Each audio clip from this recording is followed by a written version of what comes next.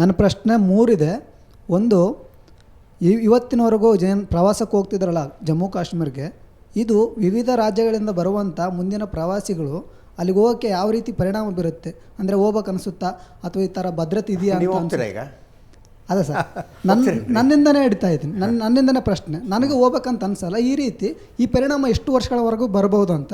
ಇನ್ನೊಂದು ಪ್ರಶ್ನೆ, ಮಾನ್ಯ ಪ್ರಧಾನಿಯವರು ಹೇಳಿದ್ರಲ್ಲ, ಇಷ್ಟೆಲ್ಲ ಒಂದಷ್ಟು ತೀರ್ಮಾನಗಳು ತೊಗೊಂಡಿದ್ದಾರಲ್ಲ, ಇದರಿಂದ ಏನಾದರೂ ತಜ್ಞರ ಅಭಿಪ್ರಾಯಗಳನ್ನ ಕೇಳಿದಾರಾ? ಇಲ್ಲ ಅವ್ರು ನೇರವಾಗಿ ಬಂದು ಒಂದು ಅಧಿಕಾರದಲ್ಲಿದ್ದೀನಿ ಅಂತ ಏನಾದರೂ ಹೇಳ್ಬಿಟ್ರ? ಆಮೇಲೆ ಇದು ಎಷ್ಟು ದಿನದವರೆಗೂ ಇರುತ್ತೆ ಇವರ ತೀರ್ಮಾನಗಳು, ನಿರ್ಧಾರಗಳು ನಿಜವಾಗಲೂ ಪರಿಣಾಮಕಾರಿಯಾಗಿ ಎಸ್ಟಾಬ್ಲಿಷ್ ಆಗುತ್ತೆ ಅನ್ನೋದು ನನ್ನ ಪ್ರಶ್ನೆ.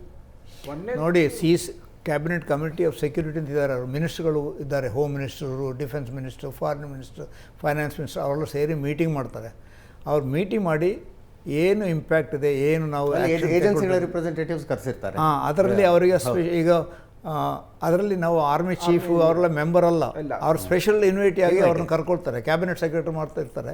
ಅವರು ತಗೊಂಡು ಇದರಲ್ಲಿ ಓವರಾಲ್ ಇಂಪ್ಯಾಕ್ಟ್ ಏನು ನಾವು ಮಾಡ್ಬೋದು, ಏನು ಮಾಡಬೇಕು, ಏನು ಶಾರ್ಟ್ ಟರ್ಮ್ ಪ್ಲ್ಯಾನು, ಏನು ಲಾಂಗ್ ಟರ್ಮ್ ಪ್ಲ್ಯಾನು, ಅದರಲ್ಲಿ ಪಬ್ಲಿಕ್ ಇಂಪ್ಯಾಕ್ಟ್ ಏನು, ಅದರಲ್ಲಿ ಓಲ್ಡ್ ಒಪಿನಿಯನ್ ಏನಾಗ್ತದೆ, ಅದೆಲ್ಲ ಯೋಚಿಸಿ ಪ್ಲ್ಯಾನ್ ಮಾಡ್ತಾರೆ. ಮತ್ತೊಂದು ವಿಷಯ ನೀವು ಹೇಳಿದಿರೋ ಟೂರಿಸಮ್ ಇಮಿಡಿಯೇಟ್ ಎಫೆಕ್ಟ್ ಆಗ್ತದೆ ಸ್ವಲ್ಪ, ಅದರಿಂದ ಲೋಕಲ್ ಜನರಿಗೆ ತೊಂದರೆ ಆಗ್ತದೆ.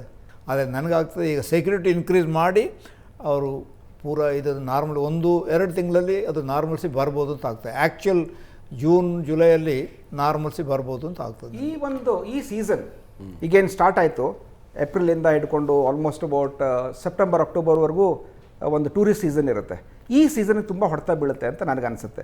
ಎರಡನೇದಂತಂದರೆ, India will go all out to make Amarnath Yatra successful.